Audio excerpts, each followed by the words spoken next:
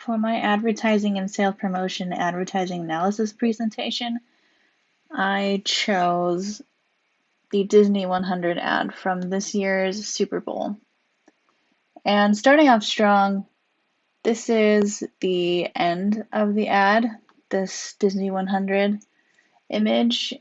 And I'll discuss this later, but there are tons of Easter eggs within the ad with Elsa's mountain there on the left and Pride Rock over there on the right. Like everything in this ad is full of content for the fans to catch and appreciate if they are looking.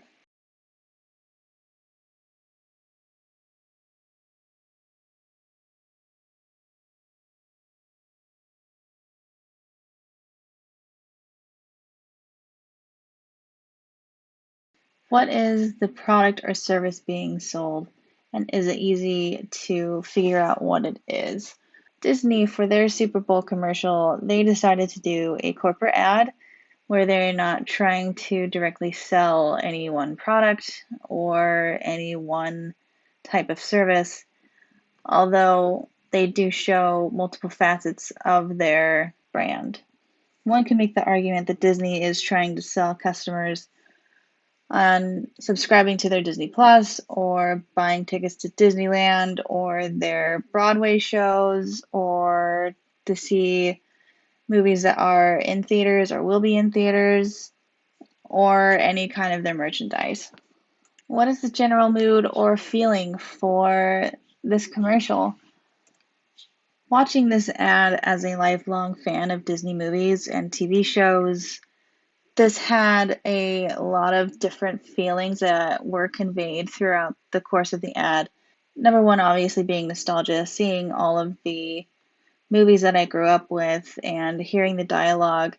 For me personally, it would be starting with Lion King when James Earl Jones' voice comes in as Mufasa. That is the moment that always struck me the hardest, just as a millennial born in 93. Whether that makes you feel like I'm old or young, I don't know.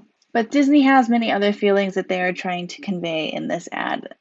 If a feeling of belonging in the community, a feeling of gratitude from Disney to all of the workers and their fans, a sense of wonder and wistfulness, and an overarching message that dreams come true, like a message of hope.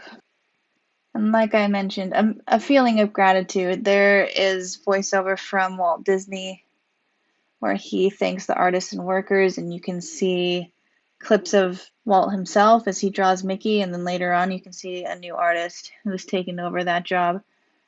And he thanks the young in heart. Fans of all ages can participate in the Disney community. Again, talking about the nostalgia factor in this commercial, Walt Disney and his brother started the Disney Company in 1923, and they began with Mickey Mouse cartoons, which started coming out in 1928. And then later on, they had their first motion picture, Snow White, which wasn't featured in the ad, which I thought was kind of strange. Being their first movie, I thought it would show up. But the earliest work, you do see Mickey Mouse in the ad, but the earliest movies you see are Pinocchio from 1940 and Fantasia later that year. But you see content from more recent shows like The Mandalorian from this year and even the live action Little Mermaid that hasn't come out yet will come out next month. There's something for every person of any age to enjoy in Disney. And that sense of belonging, there were 13 shots of the fans, both young and old, shown throughout the course of the commercial. There were 75 shots in total, so 13 out of 75 shots. That's a lot of the space of the ad dedicated to showing the fans enjoying Disney in all different kinds of ways. Some were watching fireworks, some were cosplaying and going to conventions, others were just at home watching the shows. Just different ways that fans show that they belong. As I said earlier, one of the main messages of the ad is that dreams really do come true. And it's a message that has been consistent through the legacy of Disney. But it's not just in the movies. If you look at the history of Disney itself, there were times where Disney was threatened with going out of business and not being able to produce new movies or shows anymore. Through a lot of hard work and passion, a passion for storytelling, a passion for creating new ideas, he was able to push through and continue to create and make his dreams come true. Onto the music and the sound design in general for the commercial and how it affects the experience of the viewer. In the beginning of the commercial, you can hear very soft music come in. You hear the words "open your eyes," and you see several characters opening their eyes. And this theme of using music and the voiceover together with the visuals to tell the story of what they're trying to convey is throughout the entire commercial. But as the music builds and gets faster and more energetic, the shots start coming in faster and faster. And at the very end, when the music has hit its peak, it cuts off and there's this pause, and you can hear Walt Disney as he's speaking. In that pause, he says, "You helped make this dream come true." The voiceover is key in helping tell the story of this commercial. The voiceover starts, like I said, with "open your eyes," and that starts the narrative feature of this whole commercial. But at other moments, there are voiceovers coming from characters that are both in the scenes that we're viewing, and sometimes they're coming from characters that we don't see. And there are parts that are voiceover from Walt Disney himself. There are voiceovers that are used to enhance a moment that is being seen, and there are others that are enhancing the overall story. For instance, what do you want to be remembered for? You see Chadwick Boseman in the Black Panther making the gesture for Wakanda Forever, and you can see people continuing on and making this gesture. Or you can see later on there's a proposal scene, and you see Thor excitingly yell yes, as if to celebrate that moment with the fans. And how does the commercial try to get your attention? It starts off slowly getting your attention with the music and the open your eyes moment, but it's very gentle. As the advertisement goes on, it does get a little bit more and more intense, and it draws you in little by little, and then it all at once seems to all conglomerate at once. There are only 90 seconds in this commercial, but there are 75 clips and 13 different voiceover clips all contained in that video. And as I said, it starts off slow and then it gets faster and faster and faster. And the voiceovers start cutting over multiple shots instead of just one, and they're starting to all build together into this cohesive and giant effort to put in as much as the 100-year legacy as you can into this ad. There are 44 movies and shows shown inside of this ad, and that's not even most of the legacy. I think Disney know which ones of their movies and shows are the most beloved by the fans, and they tried as much as possible to pull those into this commercial. I think there are a lot of their legacy characters who were not included, who were also very popular, like Winnie the Pooh and Snow White are a couple of really popular characters that I can think of off the top of my head that were excluded.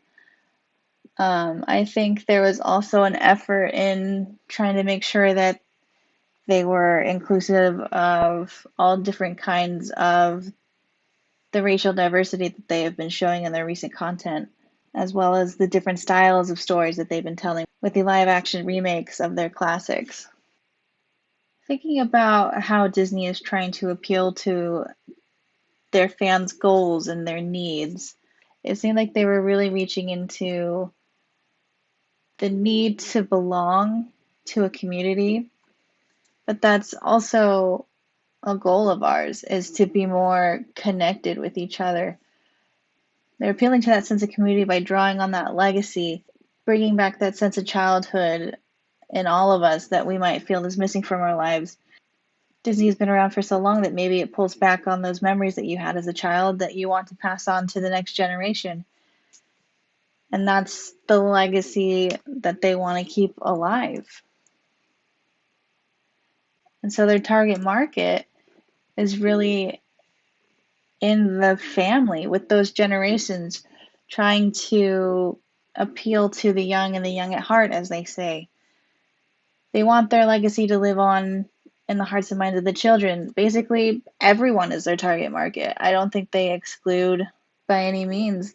The more families they get on board, the more tickets they sell, the more people watching their shows, the more that they're buying the merchandise, the more that they're buying into go to their parks and their shows and everything else that they're buying into.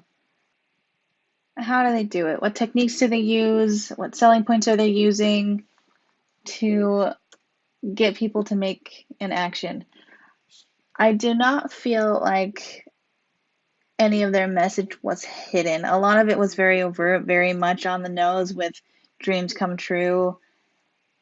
A lot of the written content of from one generation to the next, it was very overt. But for the fans, I feel like there were a lot of Easter eggs that weren't hidden, but it's kind of in the territory of you know, you know.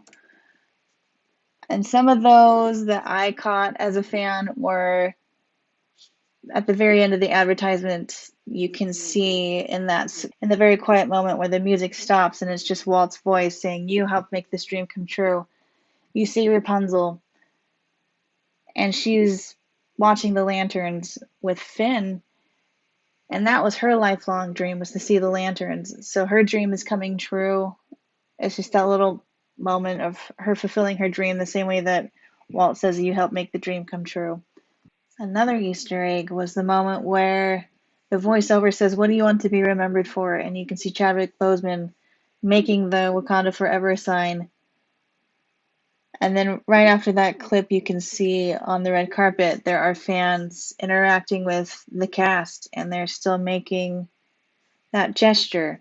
And it feels as though it is his legacy living on, his memory living on in those gestures from the fans and from the others who participated. Another Easter egg is in the moment where you can see that proposal. You can hear Captain America's voice speaking. And if you don't know Chris Evans' voice, you might miss the detail that Captain America is narrating as a fan dressed as Captain America proposes to a girl dressed up as Peggy, who we know Captain America is in love with Peggy and misses her through much of the Avengers series. It's just a little bit of these moments for the fans. For me, this was a very emotional ad. I've been a fan of Disney my entire life. It all started when I was 2 years old with Lion King. I still remember putting in the VHS, rewinding it, and watching it multiple times in a row. And I still enjoy it today. I keep up with all of the Star Wars content, with The Mandalorian being the most recent. And from one Disney fan to another. Thank you. Bye.